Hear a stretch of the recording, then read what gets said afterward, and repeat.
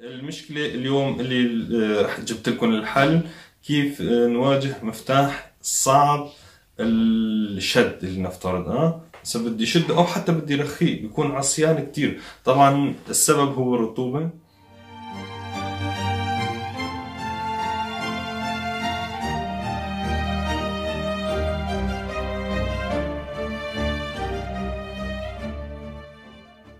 اهلا وسهلا فيكم احبابي واصدقائي، ورجعت لكم مقطع فيديو جديد. اليوم عندنا معلومة جديدة، معلومة لكل حامل آلة وترية الا مفاتيح خشبية.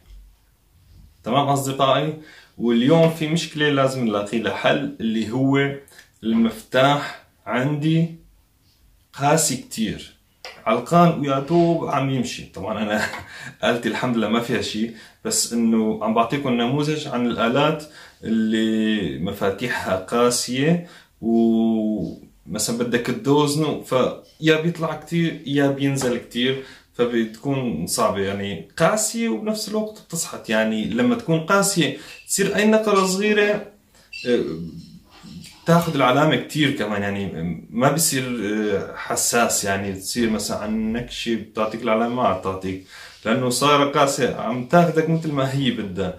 فمنشان هيك المشكلة اليوم اللي رح جبت لكم الحل كيف نواجه مفتاح صعب الشد. اللي نفترض هسه بدي شد او حتى بدي رخيه بيكون عصيان كتير. طبعا السبب هو الرطوبة، خاصة بالدول الأوروبية في رطوبة خيرات الله مثل ما شايفين. الكل اللي ساكنين بأوروبا بيعرفوا هذا الوضع. وعدا عن ذلك حتى بالدول الثانية كمان لما الآلة ما بتصير ما بتعزف عليها كتير وما تحرك المفاتيح كتير، فبصير في مثل يعني استعصاء، يعني إنه ما عاد يتحرك. تمام أصدقائي، لما بيكون قاسي في عنا حالتين أصدقائي. في حالة بتكون كتير طرية بتصحط كتير طرية، وفي حالات بتكون كتير قاسية. هلا أنا عم بحكي عن القاسية اللي ما بينشد معك.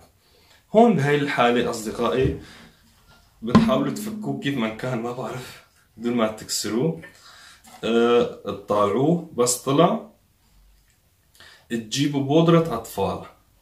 تمام أصدقائي، بودرة أطفال، وبتغمزوا هذا المفتاح بقلب البودرة وترجعوه لمكانه وبيصير أريح وأحسن.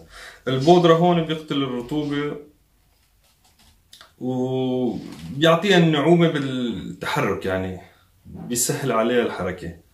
تمام أصدقائي، هذا كان السر وراء أو الحل لهي المشكلة. تمام أصدقائي، إذا بودرة أطفال ما في مشكلة أي نوع، المهم بودرة أطفال تكون بودرة.